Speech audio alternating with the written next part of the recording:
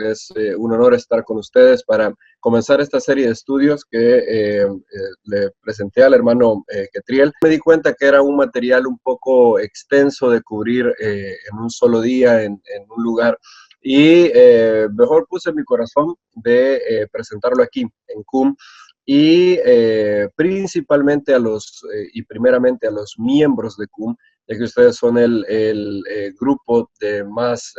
que ha demostrado un mayor compromiso. Luego también va a llegar a los amigos de la grabación en audio. Ustedes van a poder ver las diapositivas que también preparó nuestro hermano Kenner, a quien agradezco muchísimo el trabajo arduo que ha hecho en poner esto. Y la serie de estudios que vamos a estar viendo se titula de la siguiente manera, es el divorcio del judaísmo y el cristianismo. Somos hijos de divorcio en el sentido de que somos hijos de dos mundos, ¿verdad? El mundo del pueblo judío y el mundo del cuerpo del Mesías. Y creo que todos los que estamos en este movimiento nos hemos preguntado alguna vez cómo fue que las cosas se dieron. Si tú lees el libro de Hechos, ves a un movimiento judío, ves a apóstoles judíos, ves a un Mesías judío. Hay no judíos que se unen a la fe, pero dentro del judaísmo, están en sinagogas, las sinagogas que Pablo visita en Antioquía de Pisidia, en Tesalónica y otros lugares, todo está dentro del judaísmo. El último capítulo de Hechos, Hechos capítulo 28, nos dice cómo Pablo delante de los judíos, unos judíos de Roma que lo interrogan, le dice: yo no he hecho nada en contra de las costumbres, no he hecho nada en contra del pueblo, yo estoy preso por la esperanza de Israel. Y luego tenemos el cristianismo de nuestro tiempo. Y cuando yo vine a esto, me preguntaba cómo pasó, cómo llegamos de Hechos capítulo 28 a lo que tenemos hoy, porque no puedes pasar de Hechos 28 al cristianismo de hoy. ¿Qué pasó? ¿Cómo fue que se dieron las cosas? ¿Cómo fue que se perdió la conexión con la cuna judía? ¿Cómo fue que perdimos una herencia tan bonita que el libro de Hechos nos comenta?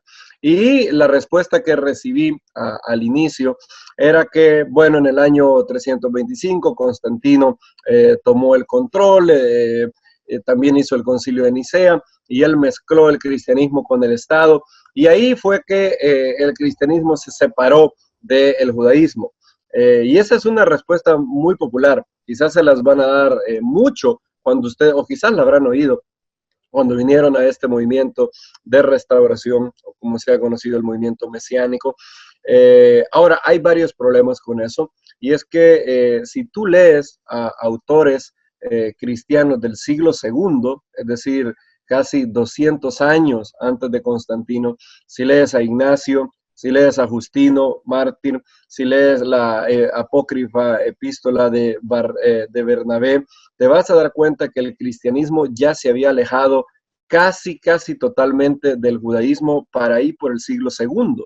En otras palabras, lo que Constantino hizo en el año 325 fue dar el último clavo en el ataúd, por así decirlo, pero el divorcio, el alejamiento de la cuna judía del cuerpo del Mesías había pasado hace 200 años. Es más, sorprende cómo Ignacio, escribiendo en los primeros años del siglo II, aproximadamente como a 70 años, 80 años de la muerte y resurrección de nuestro maestro, pueda tener un contenido tan antisemita, tan antitorá, en tan poco tiempo. También Justino expresa eso. Entonces, había algo que no me dejaba en paz, y esto era que la respuesta de reducir todo a Constantino no era satisfactoria. ¿Qué pasó que hizo que estos escritores tan tempranos abandonaran la cuna judía? ¿Qué fue lo que pasó?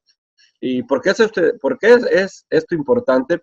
Porque rebobinar el pasado de nuestro movimiento nos ayuda a tener contexto, nos ayuda a saber cuál fue el mundo ideal que pensaron los apóstoles, que pensaron los padres de nuestra fe, cómo ellos veían la relación entre judíos y gentiles creyentes y cómo sería lo mejor para este movimiento. Y por eso hay que cumplir lo que dijo el profeta y echar un vistazo a las sendas antiguas. Esto también tiene implicaciones para el presente. saber el pasado de nuestro movimiento nos da mucha claridad en torno a lo que debemos hacer hoy, qué es lo que Hashem requiere de nosotros, qué movimiento tenemos que construir, y también nos ayuda para el futuro, nos ayuda para saber qué es lo que queremos de 25, 100, 200 años para este movimiento. Si vamos a restaurar algo, tenemos que restaurar algo genuino. Nosotros creemos lo que dijo Rav Shimon Kefan, el apóstol Pedro, que es necesario que los cielos mantengan a Yeshua hasta la restauración de todas las cosas. Y la restauración, para que la restauración sea un éxito y sea algo agradable a Hashem, tiene que ser genuino a lo que pasó. Y es por eso que hoy vamos a iniciar esta serie de estudios que se va a llamar El doloroso divorcio entre el judaísmo y el cristianismo. No soy hijo de un divorcio, mis padres estuvieron muy juntos hasta la muerte de mi padre, y no sé qué es eso, pero un niño de un hogar de divorcio tiene muchos problemas, ama a los dos y le duele mucho cuando su padre habla cosas derogatorias de su madre y viceversa. Y muchas veces nosotros en este movimiento nos encontramos así, siendo hijos del divorcio. Oímos la enseñanza de un gran rabino como Jonathan Sachs, que tiene mucha claridad en temas de Torah, pero le oímos también decir una crítica al Sermón del Monte diciendo que es utópico y que la ética de Yeshua simplemente no funciona. Y nos duele eso. Por otro lado, podemos oír un gran predicador en el cuerpo del Mesías decir cosas muy bonitas, llegar al alma, al espíritu de las personas, pero luego decir que la ley está abolida. Y tenemos esa sensación de no ser ni de aquí ni de allá y querer la reconciliación entre ambas cosas. ¿Han soñado eso? Tener la reconciliación entre ambas cosas. Eso será posible quizás hasta la era mesiánica, cuando el judaísmo de Yeshua en el trono de Jerusalén, en el trono de David en Jerusalén, con los apóstoles juzgando a las 12 tribus, eso será posible. Mientras tanto, debemos de hacer todo lo que esté al alcance para traer reconciliación y shalom entre el cuerpo del Mesías y el pueblo judío. Y quiero empezar, el primer tema que vamos a ver es la muerte de Jacobo. ¿Cuál Jacobo? Me refiero a Jacobo el justo, Jacob Hatzadik. Se le conoce a él. Jacobo es el líder del movimiento y hay que tener cuidado de no mezclarlo con otros Jacobos, ¿verdad? Jacobo, el hermano de Juan, era uno de los 3 discípulos principales de Yeshua en su ministerio terrenal, ¿verdad? ¿Se recuerdan cuando él subió al monte llamado la Transfiguración? Él llevó consigo a Pedro, Shimon Kefa, a Johanan, a Juan el amado y a Jacobo, hermano de Juan.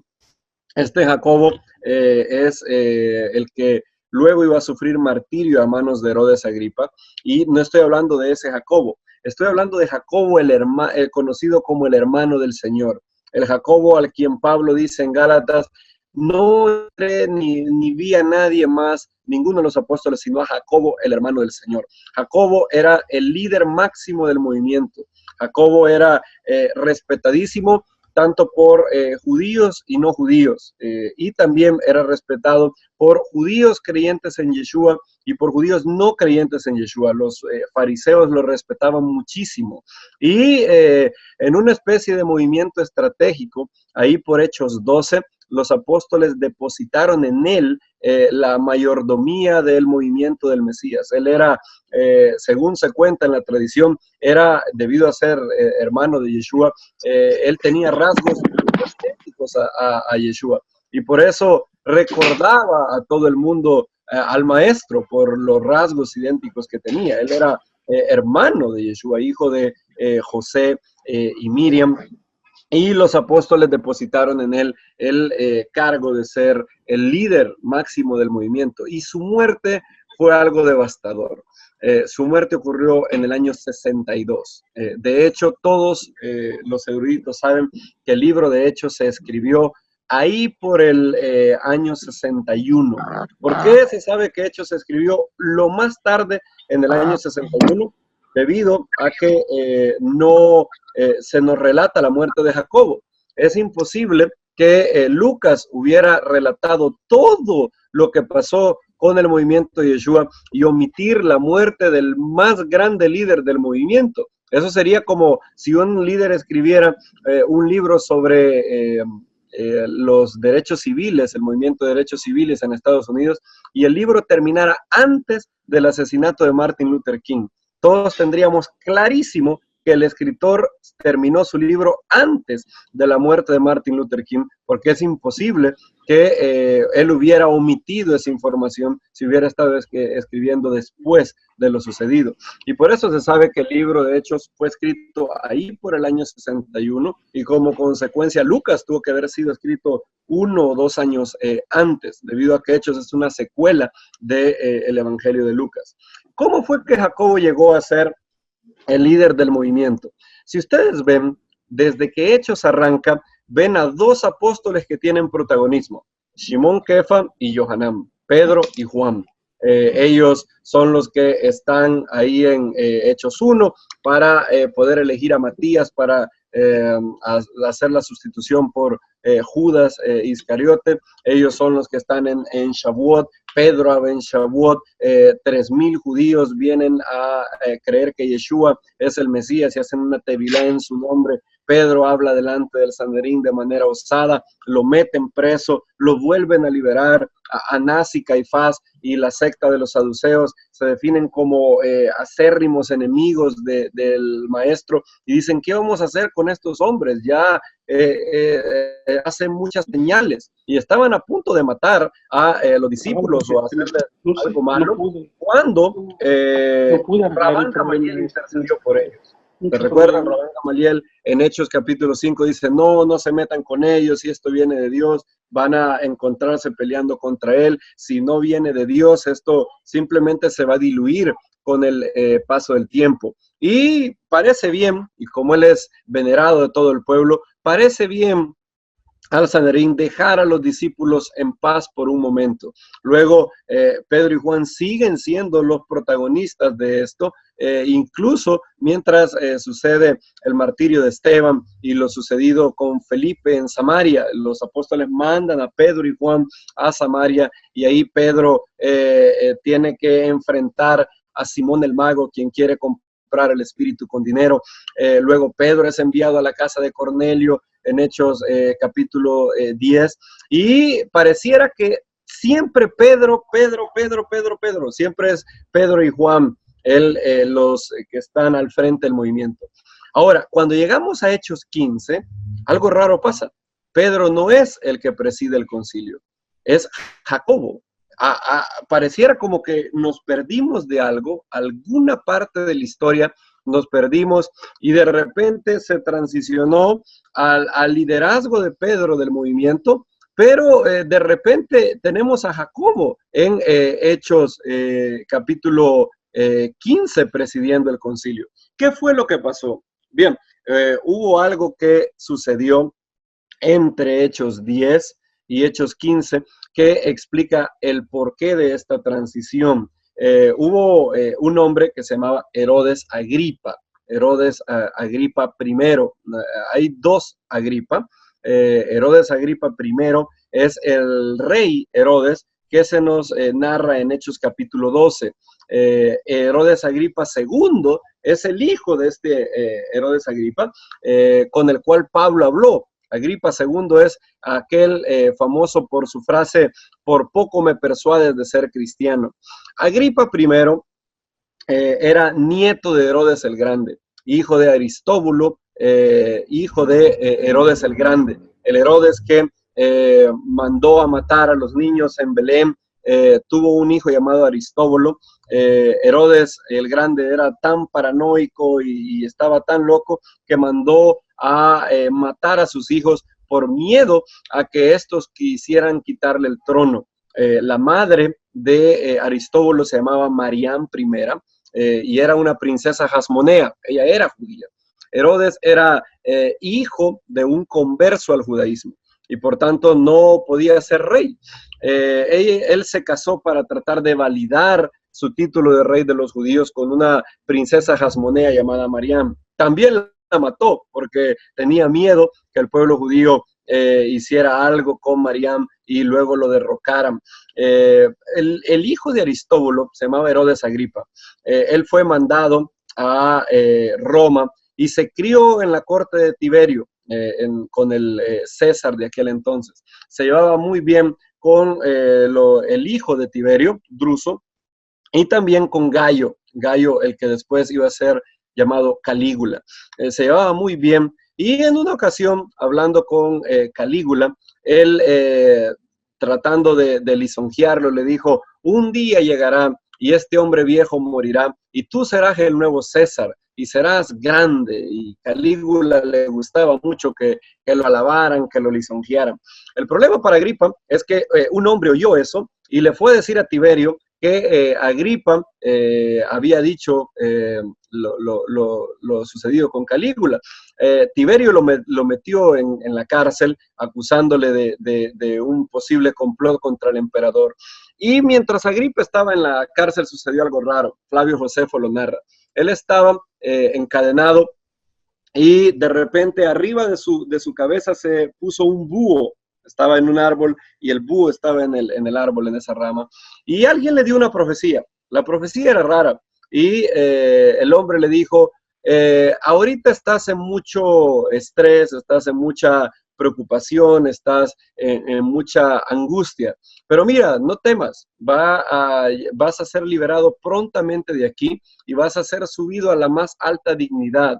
Acuérdate de mí cuando eso llegue. Solo que tienes que saber algo. El mismo Dios que te da esta profecía te dice esto: cuando vuelvas a ver a esta ave otra vez, solamente vivirás 5 días más. Esa es la profecía que tengo que darte. Agripa se muere de la risa de la profecía, no cree una sola palabra de la profecía, pero días después el emperador Tiberio muere. Sorprendentemente para todos, Tiberio no deja como sucesor al trono al hijo de su hijo Druso, es decir, su nieto, sino que deja a su hijo adoptivo Gallo. Luego se le llamaría a este César Gallo Calígula, y él empezó a reinar ahí en el año 37 de nuestra era. Y Calígula, debido a que Agripa lo había alabado tanto, viene y le da, lo saca de la cárcel inmediatamente y luego le da ciertos territorios para que él sea un gobernador sobre esos territorios. Calígula muere 3 años después. Y Agripa utiliza su ingenio político, y él empieza a fungir una suerte de rol de mediador entre Claudio, el nuevo César, y el Senado. Él se presenta al Senado como estar de parte de ellos y se presenta con Claudio como estar de parte de él, y logra hacer una especie de paz entre el Senado y el nuevo César, y Claudio, en reconocimiento, le da el título que él añoraba tanto, el título que ningún descendiente de Herodes había tenido. Le da el título de rey de los judíos. Agripa no cabe de felicidad porque Claudio le da el territorio de Samaria y Judea, y ahora él llega a Israel con el título rey de los judíos, un título que solo había tenido su abuelo, Herodes el Grande. Nadie más había tenido ese título. Y Agripa era una persona muy astuta. Y él se dio cuenta de cómo mantener la paz con el pueblo judío. Él sabía que Herodes se había ganado la enemistad del pueblo judío por no ser lo que ellos esperaban. Entonces, Agripa empezó a hacer algo. Agripa empezó a jugar un juego de hipocresía con el pueblo judío. Cuando él llegó presentado como el nuevo rey de los judíos, el pueblo judío esperaba a ver qué iba a pasar con este nuevo rey. Agripa llegó al templo, sacrificó, según el Midrash Vayikra Rabá 3.5, sacrificó 1000 corderos en un día. En un solo día sacrificó 1000 sacrificios. Era algo increíble, valga la redundancia. Era algo increíble para el pueblo. Agripa también se la daba cuando estaba en Jerusalén, cuando estaba dentro de Jerusalén. El tipo le hacía preguntas a los grandes rabinos. Les decía, ¿qué dice la halajá sobre esto? ¿qué dice la halajá sobre esto otro? Él mandó a poner en su palacio una dieta totalmente kosher, bajo los estándares más altos de pureza ritual. Él siempre hacía tevilá, parecía que era un rey santo, era alguien que les hacía preguntas difíciles a los rabinos, y mira cómo se debe celebrar Sukkot, qué tenemos que hacer aquí, qué más podríamos hacer. Y el pueblo estaba asombrado con la santidad, evidentemente, de Agripa. Se cuenta en el Talmud que en una ocasión él iba pasando y venía una boda, y él se detuvo, a pesar de que en el Talmud está escrito que cuando hay una procesión del rey y cuando hay una caravana real y viene una procesión de una boda, la boda debe de pararse y dejar que el rey pase. Pero Agripa, en lugar de hacer eso, se paró y dijo que pase la caravana de la boda. Y le preguntaron por qué. Y él dijo, bueno, yo tengo mi diadema de rey todos los días, pero estos esta pareja solo son rey y reina este día, así que pasen. Y Agripa amaba ser santurrón y fingir mucha santidad. No se perdía una fiesta, era una persona que aparentemente era un buen rey, y se ganó el aplauso del pueblo. La gente lo recibió con honores y estaban muy contentos con el nuevo rey. Ahora, Agripa tenía un lado oscuro, y es que cuando estaba en Jerusalén, el tipo era muy santo y muy judío. Había un lugar dentro de la tierra de Israel, construido por su abuelo Herodes el Grande, que se llamaba Cesarea, y Cesarea era como una pequeña Roma. Cuando Agripa estaba en Cesarea, él se entregaba a todos los vicios y licencias de la vida romana. Los historiadores dicen, Agripa era un judío en Jerusalén y era lo que sea menos un judío fuera de Jerusalén. En Cesarea él disfrutaba de los templos de los dioses, disfrutaba de las carreras, disfrutaba de poner gladiadores a pelear. En una ocasión, en el Coliseo de Cesarea, él puso a pelear a muchos cientos de gladiadores y ninguno sobrevivió, todos se mataron el uno al otro para la diversión de Agripa. Y él jugaba esa estrategia. Mientras estaba en Jerusalén era santo, era un sadik, era un piadoso, y decía, uy, ¿qué podemos hacer? ¿Qué dice la halajá sobre esto? Y se agenciaba toda la honra de ambas casas. A los saduceos les dio el sumo sacerdocio. Habían dos casas de saduceos que competían, la casa de Anás y la casa de Beutosiana. Pues saben qué hizo, un año le daba el sumo sacerdocio a una casa y el otro año le daba el sumo sacerdocio a la otra casa. Y a los fariseos se lo ganaba con preguntas y hacía todo de manera muy santa. Algo pasó, y es que en el primer año de su reinado era un año de Shemitah. Había un año de Shemitah en el templo, y la Torah manda, en Deuteronomio, que cada 7 años el rey de Israel tenía que leer la Torah a oídos de todo el pueblo. Se imaginan lo que fue ese año para el pueblo. Por fin tenían un rey que cumpliera ese mandamiento. Y aparte de eso, Herodes el Grande casi nunca probablemente hizo ese mandamiento. Él no tenía ningún escrúpulo en mostrarse bien santo. Agripa sí, Agripa vivía un papel de hombre santo, y entonces él llegó, se paró en el templo y empezó a leer la Torá en el libro de Deuteronomio. El problema es que de repente Agripa llegó el verso de la Torá donde se dice lo siguiente. Llegó al versículo de Deuteronomio donde se dice claramente que no se puede poner a un rey que no sea un hijo de Israel. Estoy hablando de Deuteronomio 17:15. Agripa llega al pasaje donde dice, ciertamente pondrás por rey sobre ti al que el Eterno tu Dios escogiere. De entre tus hermanos pondrás rey sobre ti. No podrás poner sobre ti a hombre extranjero que no sea tu hermano. Y cuando él llegó a ese verso, él paró la lectura. Su abuelo, Herodes el Grande, se cuenta en el Talmud, que un día reunió al Sanedrín y los preguntó, ¿qué quiere decir el verso de Deuteronomio 17:15? donde me acaban de decir que solamente que un hermano tiene que ser el rey y que no se puede poner por rey a un hombre extraño. ¿Qué quiere decir eso? Herodes el Grande.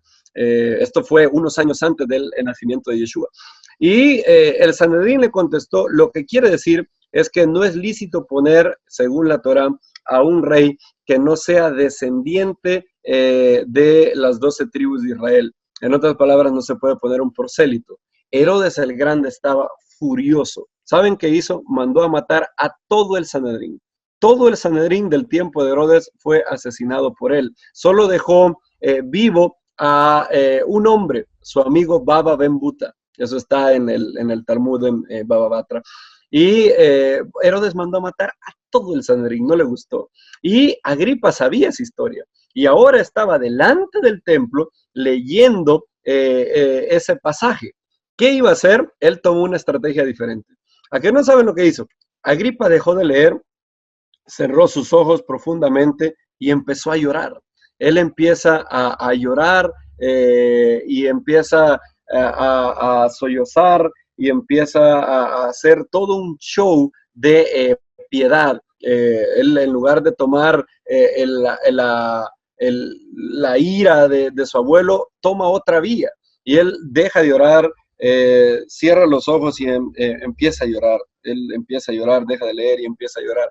Y el pueblo empieza a gritarle algo. Le dice, ten ánimo, Agripa, no llores, tú eres nuestro hermano. Y empiezan a corear algo que era Agripa ajeno, Agripa ajeno, Agripa ajeno, Agripa ajeno. Empiezan a decirle, Agripa, tú eres nuestro hermano, Agripa, tú eres nuestro hermano, Agripa, tú eres nuestro hermano, para darle ánimos de que lo aceptaban como rey. En el Talmud, en Sotá 41b, se dice, se enseñó el nombre de Rabí Natán. En el momento en que ellos dijeron eso a Agripa, se hicieron posibles de destrucción debido a que lo lisonjearon. Eso es lo que dice Rabí Natán. Agripa no era un rey lícito según la Torá. Él era únicamente judío por vía de su abuela Mariam. En otras palabras, Agripa era un cuarto judío, 3/4 no judío. Y eso, si solo consideramos el punto de ser judío, no, ni siquiera entremos en el tema si era descendiente de David. Agripa no tenía ni una gota de sangre del rey David. Y el pueblo empezó a decirle Agripa ajeno. Y él hizo todo un show diciendo que aceptaba la buena voluntad del pueblo. Sin embargo, en el pueblo no todos aceptaban eso. Habían judíos que tenían discernimiento. Josefo cuenta de un fariseo llamado Simón que advertía al pueblo de que Agripa no era un rey justo, sino que solo era un hipócrita que representaba un papel teatral y que luego en Cesarea él vivía como un gentil y no tenía ningún respeto por las leyes de la Torá. Y en aquel día también Agripa se dio cuenta de otro grupo de judíos, un grupo de judíos raro. Era un grupo de judíos que no eran insurreccionistas como los celotes, pero tampoco lo aceptaban como rey. Mientras todo el pueblo decía Agripa ajeno, había un grupo de judíos en el templo que no decía eso. Él manda investigar qué son estas personas y se dan cuenta que son un grupo llamados nazarenos o del camino. Y es por eso que leemos en Hechos 12, si tienen su Biblia por ahí. En Hechos 12 se dice, en aquel mismo tiempo, el rey Herodes echó mano a algunos de la comunidad para maltratarles y mató a espada a Jacobo, hermano de Juan. Y viendo que esto había agradado a los judíos, a los de Judea, procedió a prender también a Pedro. Era entonces los días de los panes sin levadura. Agripa se dio cuenta de estos judíos que no lo aceptaban como rey. De hecho, decían que tenían otro rey, Yeshua de Nazaret, un hombre que había muerto bajo Poncio Pilato y que había sido interrogado por su tío Herodes Antipas. Y entonces tomó preso a Jacobo el hermano de Juan. Lo mató a espada. No, esto no fue un juicio judío, sino un juicio romano. Recuerden que Agripa era un rey puesto por Roma. Él tenía la plena potestad de dar la pena capital, a diferencia de Arquelao y de otros tetrarcas menores. Él era rey de los judíos, puesto por Claudio, y podía hacer un juicio romano express sin problema, y él mató a Jacobo, y como vio que agradaba a ciertos judíos, mayoritariamente saduceos, entonces vino y procedió a también prender a Pedro. Ustedes conocen la historia. Pedro sale liberado por un ángel, y luego Agripa termina mal, ¿verdad? Agripa se nos cuenta en la Biblia, y también Flavio Josefo lo narra. Flavio Josefo dice en Antigüedades 18, capítulo 8 y el verso 2, dice lo siguiente: Agripa va hacia Cesarea, a donde podía ser un gentil siempre, y sucede lo siguiente. Hacía 3 años que reinaba en toda Judea, cuando se dirigió a la ciudad de Cesarea, que anteriormente se llamaba Torre de Estratón. Ahí hizo celebrar espectáculos en honor del César. Imagínense, este hombre no era nada judío en Cesarea. Pues estaba informado de que se había instituido días festivos para su salud. A esta festividad acudió un gran número de personas de toda la provincia, así como los más importantes dignatarios. En el segundo día de espectáculos, cubierto con una vestidura admirablemente tejida de plata, se dirigió al teatro a primeras horas de la mañana. La plata, iluminada por los primeros rayos solares, resplandecía majestuosamente, reluciendo y deslumbrando con aterradores reflejos a quienes lo miraban. Los aduladores comenzaron a lanzar exclamaciones que no eran nada buenas para Agripa, llamándolo Dios y diciéndole: «Senos propicio, ten misericordia. A pesar de que hasta ahora te hemos reverenciado como un hombre, en adelante te contemplaremos como superior a la naturaleza mortal». Y según se recuerda la narración de Lucas, Lucas en Hechos dice que unos de Tiro y Sidón empezaron a decirle: voz de Dios y no de hombre, voz de Dios y no de hombre. Y Agripa amaba la adulación, le gustaba mucho como en el templo le habían dicho: Agripa nuestro hermano, Agripa nuestro hermano. Y ahora los gentiles le daban una mayor gloria, ya no solamente era hermano, era Dios. Josefo dice: el rey, sin embargo, no reprimió ni rechazó su adulación. Poco después, al levantar los ojos a lo alto, vio sobre su cabeza un búho encaramado sobre un cable. Los búhos no suelen salir en el día, sino solamente en la noche, y Agripa sabe lo que le espera.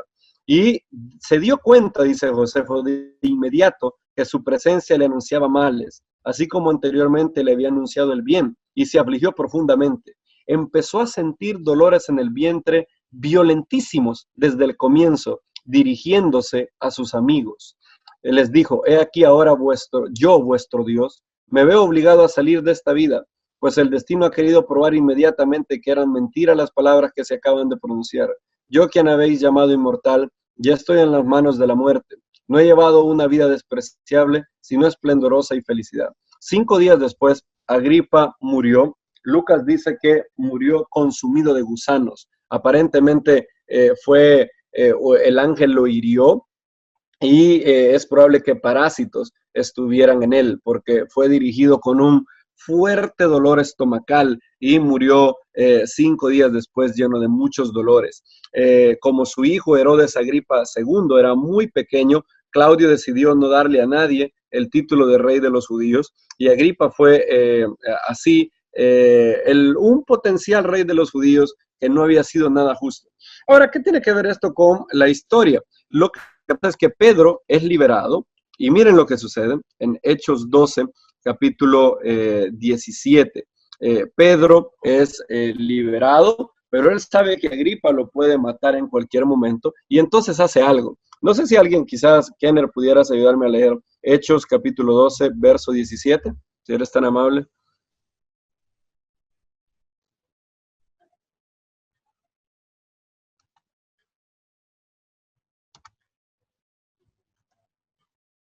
Creo que no tienes habilitado. Ok, lo leeré yo. Dice, perdón, pero él... Disculpe, que no, pensé que lo tenía habilitado. Dice: pero él, haciéndoles con la mano señal de que callaran, les contó cómo el Señor lo había sacado de la cárcel, y dijo: haced saber esto a Jacobo y a los hermanos. Luego salió y se fue a otro lugar.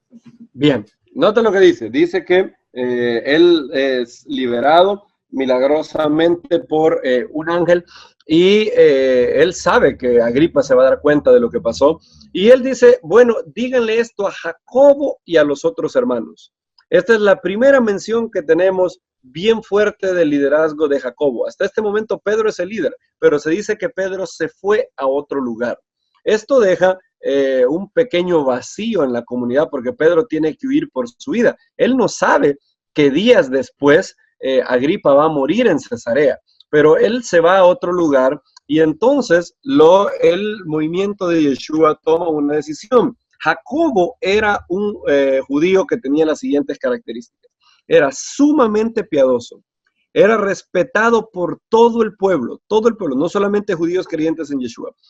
Era hermano de Yeshua, tenía hasta los rasgos físicos de Yeshua, era alguien que tenía sangre de David en sus venas, y entonces ellos toman la decisión de hacer que Jacobo sea el líder máximo del movimiento. Por eso es que en Hechos 15, Jacobo ya es el líder máximo, y Jacobo era una persona sumamente justa. ¿Se acuerdan cuando Pablo dice en Gálatas que cuando Pedro vio a personas que habían llegado de parte de Jacobo, tenía mucho miedo? Jacobo era respetadísimo, era alguien muy santo. Se cuenta en la tradición que le nombraban un sobrenombre que tenía, era rodillas de camello. Él iba todos los días al templo y oraba largas horas, 4, 3 horas, para que el Eterno no destruyera el templo. Se cuenta que él pasaba orando y orando para que el Eterno no destruyera la ciudad, que tuviera misericordia del pueblo. Le llamaban baluarte del pueblo, también era otro de sus sobrenombres. Tenía 3 sobrenombres, Jacobo el justo, rodillas de camello y también baluarte del pueblo, Oblías. Y todo el mundo lo respetaba, era alguien respetadísimo por todos los judíos. Y mientras Jacobo fue el líder del movimiento, noten que no hay ninguna persecución para los creyentes en Yeshua. No sé si han notado eso. Pero desde que Jacobo toma las riendas del movimiento, no existen persecuciones en Jerusalén, por lo menos, contra los creyentes en Yeshua. Entonces, Lucas fija su mirada en Pablo y todos los problemas que él va a tener en tierra gentil. Cuando Pablo vuelve a Jerusalén en Hechos 21, Jacobo le dice, ya ves, hermano, cuántos miles de judíos hay que han creído. Es decir, el testimonio de Jacobo era tan grande que él hacía que miles de judíos creyeran en él. De hecho, Josefo menciona su muerte y de cómo era respetado por todo el pueblo. ¿Qué fue lo que pasó entonces? Había un hombre muy, muy justo, bueno, para ser un procurador romano, se llamaba Festo, Poncio Festo. ¿Se recuerdan de este hombre? Fue el que el que le dijo a Pablo, Pablo, las muchas letras te han vuelto loco. Y Pablo le dijo, no, excelentísimo Festo, no hablo palabras de locura. Festo era quizás el mejor procurador que Judea tuvo, era un hombre muy justo, era un hombre recto. Para ser un procurador romano, él era una persona con mucha ética y era una persona muy íntegra. Pablo le dijo, excelentísimo Festo. Ahora, el problema es que Festo murió y César Nerón mandó a Albinus a Judea como procurador. Flavio Josefo dice, y lo tienen en la pantalla, Albinus, el nuevo procurador. Flavio Josefo dice en Antigüedades 29:1, cuando César oyó sobre la muerte de Festo, él envió a Albinus a Judea como procurador. El rey Agripa II removió a Yosef, hijo de Simón, del sumo sacerdocio, y le dio esta dignidad al hijo de Hanán, quien era el mismo también llamado Hanán. Este era Hanán ben Hanán, Anás, el hijo de Anás. El Anás, el padre de este Anás, era el mismo Anás ante quien nuestro maestro compadeció y tuvo que ser interrogado. Este era el suegro de Caifás. Entonces, Agripa II puso el sumo sacerdocio en las manos de Hanán ben Hanán. Hanán ben Hanán era un saduceo que odiaba a los discípulos. Y sucedió algo, Festo murió y Albinus todavía estaba en camino. ¿A que no adivinan qué hizo Hanán ben Hanán, el saduceo? Se dice en Antigüedades lo siguiente. Hanán, el más joven, estoy leyendo Antigüedades 11:1. Hanán, el más joven, él era un hombre audaz en su temperamento, extremadamente insolente, dice Flavio Josefo. Él también era de la secta de los saduceos, quienes son muy severos juzgando ofensores, mucho más severos que el resto de los judíos. Festo era un gran hombre, pero Albino no lo era, y mucho menos Hanán ben Hanán. Jacobo era el líder indudable del movimiento, y como él sabía, Hanán ben Hanán sabía que si él había de infligir un golpe duro contra los creyentes, los saduceos odiaban a los creyentes en Yeshua, él sabía quién era el líder, Jacobo el justo, el mayordomo del trono de David, y es contra él que Hanán daría su golpe. Aprovechando el vacío de poder que había, Hanán ben Hanán reunió un Sanedrín espurio y en ese Sanedrín ordenó matar a Jacobo y a algunos de sus compañeros. Antigüedades 20:11:1 sigue diciendo, dado que Hanán tenía este tipo de personalidad, él se aprovechó de la oportunidad. Festus estaba ahora muerto y Albinus estaba aún en camino. Hanán reunió al Sanedrín de jueces y trajo delante de ellos al hermano de Yeshua, llamado el Mesías, cuyo nombre era Jacobo, y algunos de sus compañeros. Hanán acusó a Jacobo de ser un transgresor de la Torá, y parece ser que Hanán ben Hanán acusó a Jacobo de blasfemia, de la misma manera que su padre, Hanán ben Sed, había acusado a nuestro maestro Yeshua de blasfemia. Eusebio de Cesarea relata la respuesta que catapultó la muerte de Jacobo. Para matar a alguien se le subía a un lugar muy alto y luego se le despeñaba para que su caída lo dejara aturdido y luego apedrearlo. Se cuenta que Jacobo fue conducido al pináculo del templo y los saduceos le dijeron, Jacobo el justo, háblale al pueblo y diles que ya no crean en Yeshua.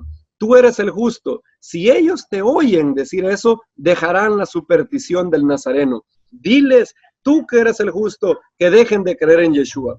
Jacobo acepta el reto. Jacobo se sube al pináculo del templo y miren lo que dice. ¿Por qué me preguntáis acerca de Yeshua, el Hijo del Hombre? Él mismo está sentado a la diestra del gran poder y vendrá en las nubes del cielo. Dicha afirmación difícilmente puede calificar como blasfemia. De hecho, según los rabinos, para que haya pena capital por blasfemia, se debía haber pronunciado el nombre sagrado. Eso está en Sanedrín 7:5 en la Mishnah. Pero recuerden que este no fue un juicio de fariseos, ¿verdad? Este fue un juicio de un Sanedrín eminentemente saduceo, dirigido por un hombre insolente e implacable, como dice Josefo. Los saduceos no tenían los mismos escrúpulos o los estándares rabínicos, sino que eran excesivamente severos en el juicio. Flavio Josefo dice que los saduceos eran los más ásperos, los más rígidos para juzgar a los ofensores. Y al igual que el maestro, Jacobo moriría por un cargo espurio de blasfemia. ¿Se acuerdan que Yeshua dijo algo muy similar a él, verdad? Cuando Caifás lo interrogó y le pidió que dijera si era Yeshua, el hijo que si él era el Mesías, el hijo de Dios. Y Yeshua dijo, cuando él recibió la imprecación de Caifás en su faceta de sumo sacerdote, Yeshua no podía quedarse callado, debido a que él le dijo, te conjuro, Yeshua ben Yosef, que nos digas si tú eres el Mesías. Y Yeshua le respondió, lo que está en Mateo 26:65. Entonces el sumo sacerdote rasgó sus vestiduras diciendo, bueno, en el verso 63, perdón. Mas Yeshua callaba. Entonces el sumo sacerdote le dijo, te conjuro por el Dios viviente que nos digas si eres tú el Mesías, el Hijo de Dios. Yeshua le dijo, tú lo has dicho. Además os digo, desde ahora veréis al Hijo del Hombre sentado a la diestra del poder de Dios y viniendo en las nubes del cielo. Entonces el sumo sacerdote rasgó sus vestiduras diciendo, ha blasfemado. Jacobo moriría exactamente por el mismo método y bajo el mismo cargo espurio de blasfemia. Jacobo, cuando él dice esto, los saduceos dicen, aún el justo ha pecado, y lo avientan del pináculo del templo, y según el testimonio de Hegesippus, un historiador del siglo II, quien aseveró tener relatos de los primeros creyentes, la caída no mató a Jacobo. Eusebio, citando a Hegesipo, dice lo siguiente, así que fueron y arrojaron al justo, Y se dijeron del otro, apedriemos a Jacobo el justo. Comenzaron a apedrearle porque no estaba muerto por la caída. Ahora, esto enfureció a muchos judíos. Los fariseos, de hecho, que sabían de la inocencia de Jacobo y de su escrupulosa observancia de la Torá, se sintieron indignados por este juicio de un Sanedrín Express convocado por Hanán ben Hanán. Josefo narra cómo ocurrieron las cosas. Antigüedades 20:9:1 dice lo siguiente: aquellos que parecían los más imparciales de los ciudadanos y aquellos que eran los más cuidadosos en no quebrantar las leyes de la Torá, se disgustaron por lo sucedido. Ellos enviaron un mensaje al rey, Agripa II, pidiéndole que mandara un mensaje para que Joan no actuara más así, porque lo que había hecho era injustificable. La mayoría de eruditos cree que cuando Josefo dice los imparciales, los más cuidadosos en no quebrantar las leyes de la Torá, él se refiere a los fariseos. Josefo sigue diciendo lo siguiente: algunos de ellos, y tienen las citas en la pantalla, algunos de ellos se dispusieron a reunirse con albinos, los fariseos, ¿verdad?, que estaba aún en camino de Alejandría. Eso fue lo que pasó. Hanán, Festo muere y Albino no llega. Él sabe que tiene una ventana de tiempo muy corta para hacer esto. Algo muy similar a lo que pasó con nuestro maestro, quien siempre se decía, no ahora, no en la fiesta, porque el pueblo nos puede apedrear. Y Hanán ben Hanán sabe que el tiempo es corto. Dice Josefo, ellos le informaron que no era lícito para Hanán reunir al Sanedrín sin su consentimiento. Albinos consintió con lo que decían, escribió enojado un mensaje a Hanán, amenazándolo con castigarlo por lo que había hecho. El rey Agripa le quitó el sumo sacerdocio y él tuvo el sumo sacerdocio únicamente por 3 meses. Agripa hizo a Yeshua, el hijo de Dameu, sumo sacerdote en su lugar. Paradójicamente, en lugar de Hanán ben Hanán, Agripa lo quita, y hay un hombre que se llama Yeshua, que es puesto como sumo sacerdote en lugar de él. Esto fue un golpe inimaginable para los discípulos. Jacobo era un baluarte, Jacobo era el líder respetado por todo el mundo, y el vacío que dejó la muerte de Jacobo, y no solamente la muerte de Jacobo, porque si ustedes fueron acuciosos en las citas que leímos anteriormente, se dice que Hanán ben Hanán también mató a otros de sus compañeros. Dice, trajo delante de ellos al hermano de Yeshua, llamado el Mesías, cuyo nombre era Jacobo, y algunos de sus compañeros. Ellos habían estado ya muchos años sin ninguna persecución, y ahora Jacobo, el líder máximo, el hermano del Mesías, muere. Fue algo sumamente impactante. Y el baluarte de santidad que Jacobo tenía empezó a hacer muchos problemas. De hecho, se cuenta que él oraba día y noche, horas y horas en el templo, para que el templo no fuera destruido. Él sabía de la profecía que Yeshua había dado, que no iba a quedar piedra sobre piedra. Jacobo oraba y le decía al Eterno, no traigas el juicio, no traigas el juicio, haz que el pueblo se arrepienta, haz que vean a tu hijo, haz que vean al Mesías. Pasaba 4 horas, las rodillas que tenía eran ya desgastadas de tanto orar, y por eso le llamaban rodillas de camello. Se nos cuenta quién fue su sucesor, Eusebio de Cesarea, cuenta en Historia Eclesiástica 3:11 del 1 al 2. Después del martirio de Jacobo, se dice que aquellos apóstoles y discípulos del Señor que aún vivían se reunieron de todos los cuarteles y junto a aquellos que eran parientes del Señor según la carne, ya que la mayoría de ellos aún permanecía con vida, tomaron consejo sobre quién juzgarían digno de suceder a Jacobo. Todos ellos consintieron en pronunciar a Shimón bar Clofo, de quien el libro de los Evangelios también hace mención, como digno del trono de la comunidad de ese lugar. Él era un primo, como ellos dicen, de El Salvador. De hecho, Hegesipos registra que Clofo era hermano de Joseph. Si se recuerdan cuando el maestro se encontró a 2 personas en el camino de Maús, uno de ellos se llamaba Cleofas, que de hecho era familiar de él, ¿verdad? Cleofas tenía un hijo que se llamaba Shimón, era primo del maestro y también primo de Jacobo, era un hombre muy justo también.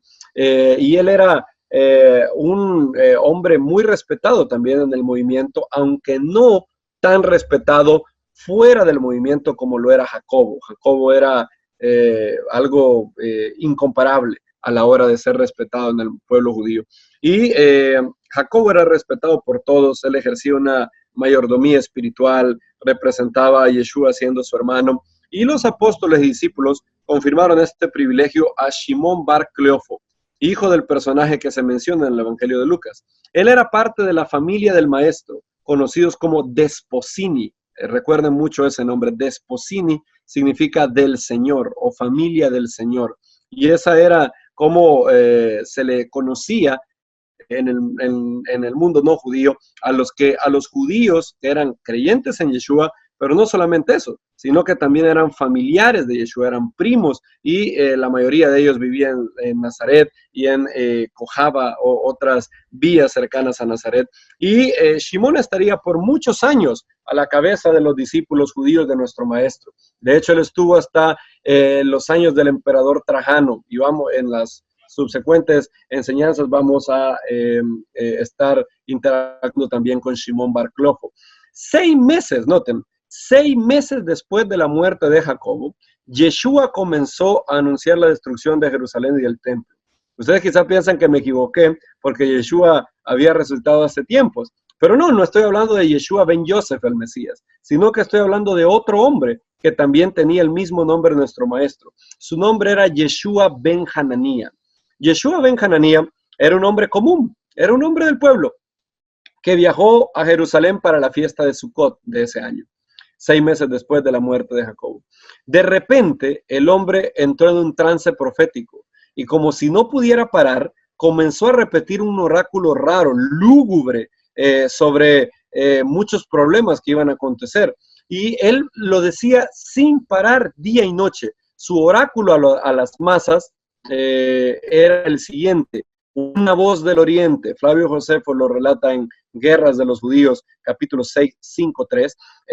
Y este era el lamento continuo de Yeshua ben Hananía. Noten que sucedió 6 meses después de la muerte de Jacobo, de la muerte del baluarte, de la muerte del protector del pueblo, Oblías. Y después de su muerte, este hombre no era creyente en Yeshua, por cierto, era un hombre común del pueblo, entró en un trance muy raro, de hecho, la mayoría de gente lo daba por loco. Y lo que él decía era: una voz del oriente, una voz del occidente, una voz de los 4 vientos, una voz contra Jerusalén y la casa santa, una voz contra el novio y la novia, una voz contra todo este pueblo. Y lo repetía, y lo repetía, y lo repetía, y era lúgubre verlo. Yeshua ben Hananía decía sin parar eso. De hecho, en el festival de Sukkot, imagínense, el festival de Sukkot es la fiesta donde el Eterno mandó a estar verdaderamente alegre, ¿verdad? Y Yeshua ben Hananía en el festival pasaba repitiendo eso día y noche y volvía a decir: una voz del oriente, una voz del occidente, una voz de los 4 vientos, una voz contra Jerusalén y la casa santa, una voz contra el novio y la novia, una voz contra todo este pueblo. De hecho, el hombre lo decía tantas veces que no comía ni nada, y la gente se preocupaba por el hombre. De hecho, los principales sacerdotes se dieron cuenta de él y lo mandaron a llamar. Yeshua fue azotada, Yeshua ben Hananía fue azotado y se le preguntó a qué se debía que perturbara la paz del pueblo. Le dijeron: ¿por qué dices eso? Estamos en la fiesta de Sukkot, ¿qué te pasa? Ahora, el hombre callaba, no decía ni una sola palabra, y el Sanedrín lo soltó. En el momento en que quedó libre, volvió a decir lo mismo: una voz del oriente, una voz del occidente, una voz de los 4 vientos, una voz contra Jerusalén y la casa santa, una voz contra el novio y la novia, una voz contra todo este pueblo. Parecía que el hombre estaba fuera de sus cabales y volvía a repetir lo mismo una y otra vez. El hombre llegó a ser todo un misterio para los habitantes de Jerusalén, y el Sanedrín lo entregó a Albinus, el nuevo procurador romano. Y Daniel Lancaster nota la increíble ironía: 30 años antes, el Sanedrín había hecho lo mismo con otro Yeshua, quien también profetizó sobre la destrucción del templo. Albinus fue sumamente cruel con el hombre. El procurador romano lo sometió a un salvaje azote romano que no conocía de piedad. Recuerden que en el mundo judío se podían dar hasta 40 azotes, y de hecho la Mishnah dice que tenían que ser 40 azotes menos 1. Ahora, una autoridad romana no tenía sus escrúpulos y Albinus lo azotó horriblemente. Josefo relata que el pobre hombre fue azotado, y cito, hasta que sus huesos quedaron al descubierto. El hombre fue brutalmente azotado por Albinus. Albinus lo volvió a interrogar y simplemente, adivinen qué dijo el hombre. Cuando Albinus, después de haberlo malmatado, le vuelve a decir que qué pasa, le dice: una voz del oriente, una voz del occidente, una voz de los cuatro vientos, una voz contra Jerusalén y la casa santa, una voz contra el novio y la novia, una voz contra todo este pueblo. En este momento, el procurador lo tiene por loco y lo dejó en libertad. Yeshua ben Hananía llegó a convertirse en parte del día a día de la ciudad. Pasó años diciéndolo: una voz del oriente, una voz del occidente. Y ladrones lo atacaban. Habían ladrones que venían y le robaban las pocas pertenencias que el hombre tenía. Personas piadosas del pueblo le daban comida, pero el hombre solo venía, tomaba la comida y ni se inmutaba, solo comía, y luego que terminaba de comer volvía a repetir su oráculo lúgubre. El peculiar hombre comenzó su proclamación meses después de la muerte de Jacobo, quien la tradición nos cuenta que pasaba orando horas y horas para que el templo no fuera destruido. Oraba tanto que, como mencionamos, le decían rodillas de camello. Después de la muerte del guardián del templo, seis meses después, Yeshua ben Hananía comenzó con un oráculo, una voz del oriente, una voz contra todo este pueblo. Esas tétricas palabras de Yeshua ben Hananía iban a hacerse realidad 8 años más tarde. Y en las próximas enseñanzas vamos a ver qué pasó, cómo fue que todo esto se llevó a su cumplimiento. En la próxima enseñanza vamos a ver cómo un nuevo César llegaba al trono de Roma y cómo eso empezaría a encender la maquinaria que luego llevaría a la destrucción del templo, a la huida de los discípulos de Yeshua a la ciudad de Pela de Decápolis y a todo lo que sucedió después, todo lo que catapultó el divorcio del pueblo judío y el cuerpo del Mesías. Esperamos que Hashem pueda bendecir las próximas enseñanzas y que esta introducción que hemos hecho haya sido de bendición para todos. Shalom a todos, hermanos.